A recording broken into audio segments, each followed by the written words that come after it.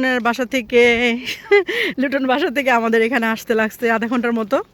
তো এই যে আমরা সবাই এখন ঢুকছি, টিকিটটা আগেই অনলাইনে ভাবি করে ফেলছিল।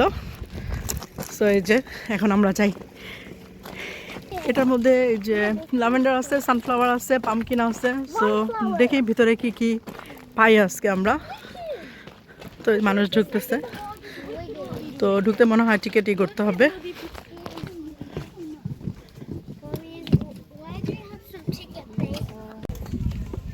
সো এখানে টিকিট চেকে দেখানো হচ্ছে, আমরা এখানে একটু ছবি তুলে নেই।